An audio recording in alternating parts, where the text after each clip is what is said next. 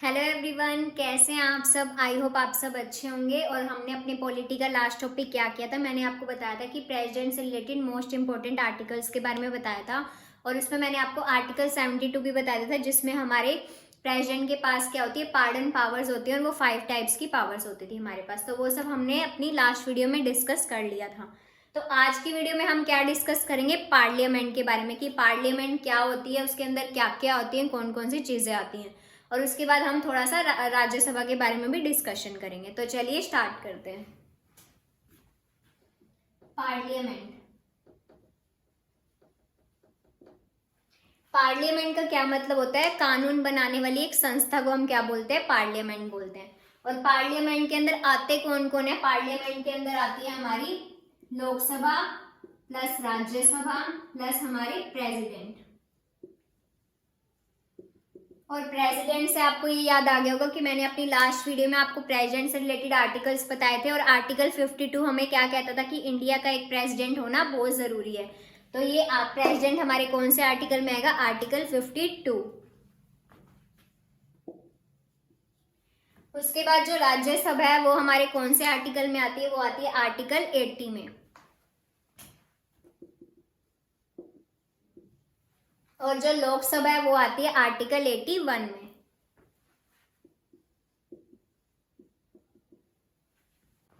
लोकसभा हमारी किस में आती है, आर्टिकल 81 में। राज्यसभा हमारी आर्टिकल 80 में आती है। प्रेसिडेंट का मैंने आपको बताया था आर्टिकल 52 में क्या कहता है, इंडिया का एक प्रेसिडेंट होना जरूरी है। उसके बाद देखो अब लोकसभा हमारी क्या क्या क्या होती है। लोकसभा होती है हमारी लोअर हाउस। उसके साथ साथ ये क्या होती है, पॉपुलर हाउस भी होती है।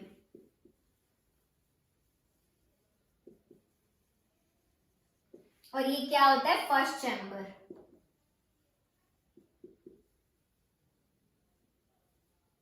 पॉपुलर हाउस इसको इसलिए बोलते हैं क्योंकि पब्लिक इनको डायरेक्टली वोट करके वो करती है, इलेक्टेड करती है। मतलब कि ये इनडायरेक्टली इलेक्टेड नहीं होते, ये डायरेक्टली इलेक्टेड होते हैं। इनको पब्लिक डायरेक्टली वोट करती है, तो इसलिए ये पॉपुलर हाउस भी होते हैं। उसके बाद चलते हैं हम राज्यसभा पे। राज्यसभा क्या होती है हमारी, लोकसभा हमारी लोअर हाउस होती है और राज्यसभा हमारी अपर हाउस होती है।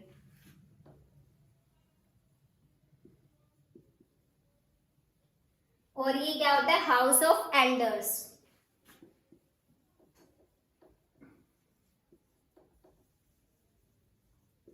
मतलब कि इसमें क्या होता है, अपर हाउस होता है, बड़ा हाउस होता है। और इसमें क्या होता है, मतलब सारे बुद्धिमान लोग होते हैं। और क्या होता है, हाउस ऑफ एल्डर्स भी बोलते हैं हम इसको। और इसके साथ साथ ये हमारे सेकंड चैम्बर में आता है। और हम क्या बोलते हैं राज्यसभा को, राज्यसभा को बोलते हैं काउंसिल ऑफ स्टेट्स।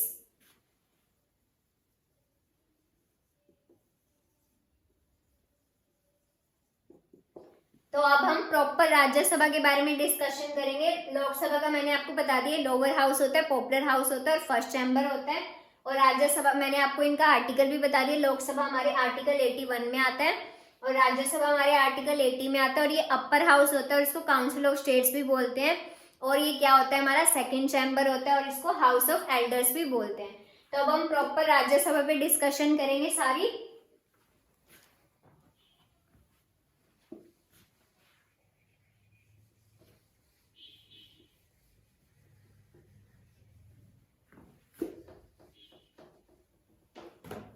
तो देखो राज्यसभा पे अब हम डिस्कशन कर रहे हैं। सबसे पहले तो क्या है, राज्यसभा हमारे आर्टिकल 80 में आती है। और क्या है ये, फोर्थ शेड्यूल में आती है। ये किस में आती है, फोर्थ शेड्यूल में। और ये क्या होती है, राज्यसभा हमारी परमानेंट हाउस होती है। क्या होती है ये, परमानेंट हाउस। मतलब कि क्या है, इसको कोई डिसॉल्व नहीं कर सकता, कोई भंग नहीं कर सकता है। जो हमारी राज्यसभा होती है उसको नो डिसॉल्व।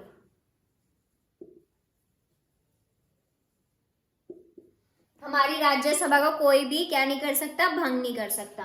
पर एक चीज है, राज्यसभा को तो कोई भंग नहीं कर सकता, पर जो राज्यसभा के मेंबर्स होते हैं उनका टेन्योर होता है 6 ईयर्स तक का। क्या होता है, राज्यसभा का टेन्योर कितना होता है, 6 ईयर्स का।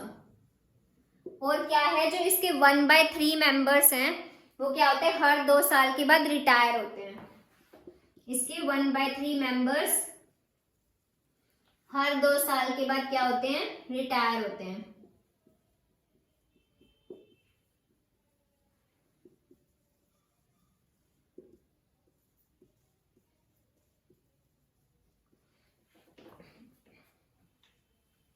और हमारी राज्यसभा स्टार्ट कब हुई थी, 3 अप्रैल 1952। राज्यसभा हमारी कब स्टार्ट हुई थी, 3 अप्रैल 1952। और इसका जो फर्स्ट सेशन है वो कब स्टार्ट हुआ था, 13 मई 1952।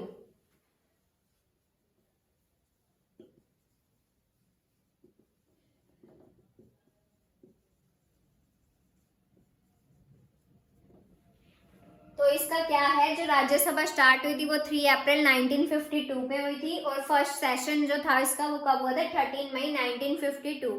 और मैंने आपको अभी तक क्या बताया राज्यसभा के बारे में कि ये परमानेंट हाउस होती है, इसको कोई डिसॉल्व नहीं कर सकता, बट जो इसके मेंबर्स होते हैं उनका टेन्योर क्या होता है, 6 ईयर्स का इनका टेन्योर होता है। और क्या है, जो इनके 1/3 मेंबर्स हैं वो क्या हर 2 साल के बाद रिटायर होते हैं। अब मैं आपको बताती हूँ इनके मेंबर्स होते कितने हैं, अभी प्रेजेंट में कितने हैं, और मैक्सिमम कितनी स्ट्रेंथ होती है इनकी। और मैंने आपको क्या बताया कि इसको कोई डिसॉल्व नहीं कर सकता, और क्या है, ये हमारे शेड्यूल 4 में आती है, ठीक है। उसके बाद देखो आगे देखते हैं हम।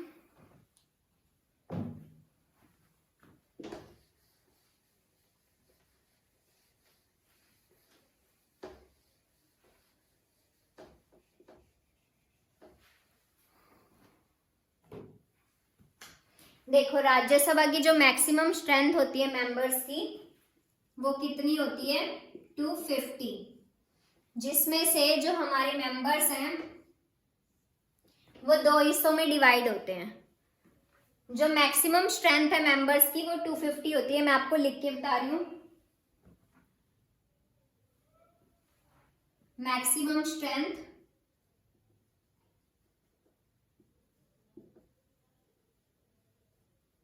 ऑफ मेंबर्स, मैक्सिमम स्ट्रेंथ कितनी होती है मेंबर्स की, 250, वो भी 2 हिस्सों में डिवाइड होती है, 238 और बाकी के बचे जो 12 है वो ऐसे डिवाइड होते हैं, 238 और 12। अब जो प्रेजेंट में हमें मेन उसकी बात करनी है, प्रेजेंट में हमारे राज्यसभा में कितने मेंबर्स हैं, 245।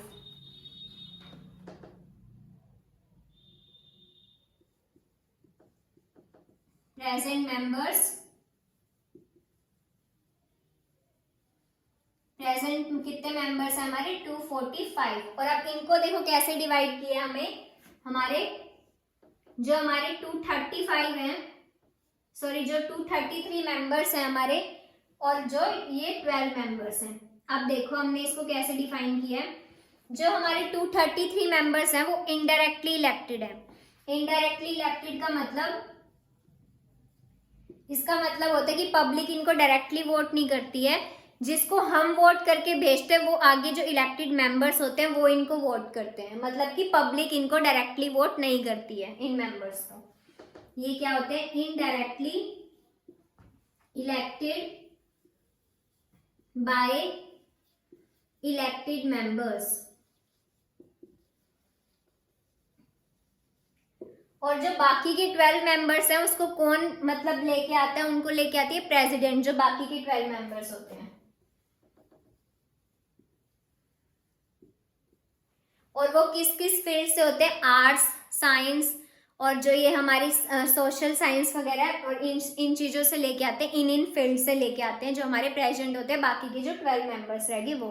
और जो 233 मेंबर्स हैं वो क्या होते हैं, इनडायरेक्टली इलेक्टेड होते हैं बाय इलेक्टेड मेंबर्स, मतलब कि इनको डायरेक्टली इलेक्ट नहीं करते हैं। उसके बाद देखो हमने क्या कर लिया, हमने इसकी मैक्सिमम स्ट्रेंथ देख ली और प्रेजेंट के मेंबर्स भी देख लिए इसकी 245। और मैंने आपको क्या बताया था, राज्यसभा कभी डिसॉल्व नहीं हो सकती, लेकिन जो उसके मेंबर्स हैं वो हर 6 साल, मतलब उनका टेन्योर जो होता है वो 6 साल तक का होता है। और जो उसके 1/3 मेंबर्स हैं वो हर 2 साल के बाद क्या होते हैं, रिटायर होते हैं। और इसमें मैंने आपको बता दिया था कि राज्यसभा हमारे 4th शेड्यूल में आती है, और मैंने क्या बताया था कि राज्यसभा हमारी स्टार्ट कब हुई थी, 3 अप्रैल 1952 को, और जिसका फर्स्ट सेशन था वो 13 मई 1952 का था। और उसके बाद मैंने आपको क्या कहा था, ये डिसॉल्व नहीं हो सकती। और अब हम देखते हैं इसकी क्वालिफिकेशंस क्या क्या चाहिए होती है हमें राज्यसभा का मेंबर बनने के लिए, और इसकी एज पे भी बात करेंगे हम।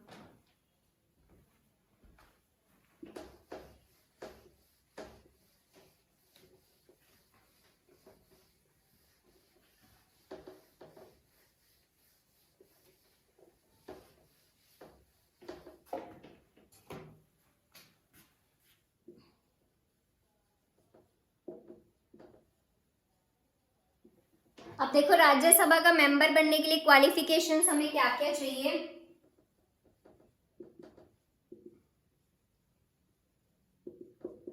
ये जो क्वालिफिकेशंस है ये लगभग सबकी सेम होती हैं क्वालिफिकेशंस। और क्वालिफिकेशंस होती क्या क्या है, एक तो क्या होता है सिटीजन ऑफ इंडिया होना चाहिए,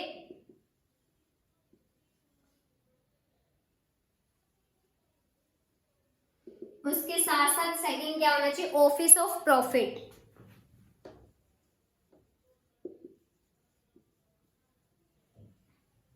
इसका क्या मतलब है कि जो एक पर्सन है ना वो एक ही जगह से सैलरी लेगा और एक ही जगह पे जॉब करेगा। ऐसे नहीं कि सरकारी मतलब उसमें आप दो दो जगह पे जॉब कर रहे हो और दो दो जगह पे सैलरी ले रहे हो, आपको सिर्फ एक जगह से ही सैलरी लेनी है और एक जगह पे ही जॉब करनी है। ऑफिस ऑफ प्रॉफिट का ये मतलब है। ये हमारी क्वालिफिकेशंस होनी चाहिए। और इसके साथ साथ क्या नहीं होना चाहिए, इंसॉल्वेंट नहीं होना चाहिए।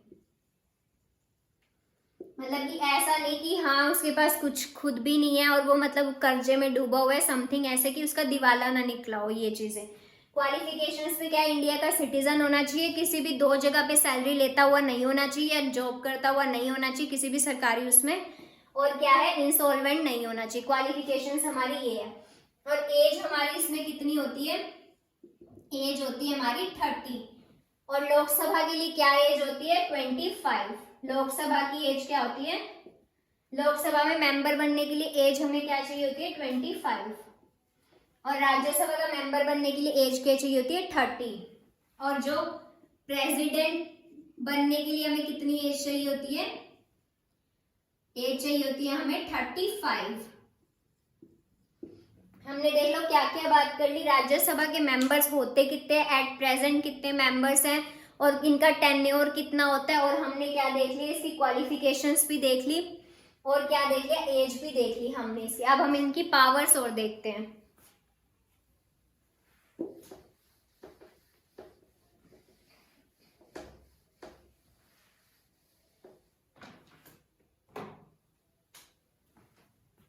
क्या है पावर्स ऑफ राज्यसभा हमारी किस आर्टिकल में आती है, आर्टिकल 249। और आर्टिकल 249 में क्या करते हैं, कानून बनाते हैं। और कानून बनाते हैं, और सबसे बड़ी बात क्या होती है, इनकी क्या पावर होती है, मान लो कि इनके राज्य में कोई प्रॉब्लम आ गई तो सबसे आगे हमें कौन खड़ा मिलेगा, राज्यसभा ही खड़ी मिलेगी। तो इसके पास क्या पावर होती है कि कोई भी प्रॉब्लम आएगी तो सबसे पहले राज्यसभा देखेगी वो प्रॉब्लम, और राज्यसभा क्या करती है, हमारा कानून बनाती है। और हमारा क्या होता है सेकंड, ऑल इंडिया सर्विसेज।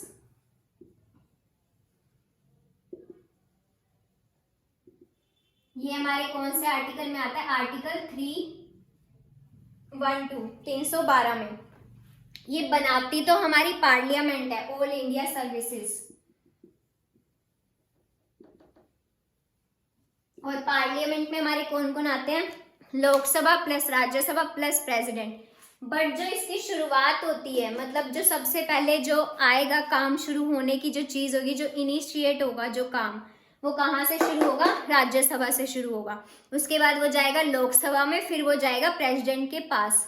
मतलब कि जब तक राज्यसभा, शुरुआत राज्यसभा से ही होगी ऑल इंडिया सर्विसेज की। उसके बाद ही क्या होता है, होता पार्लियामेंट से, लेकिन शुरुआत क्या होती है, राज्यसभा से। पार्लियामेंट में भी तो यही चीजें हैं, लोकसभा, राज्यसभा और पार्लियामेंट। तो शुरुआत कहाँ से होती है, राज्यसभा से।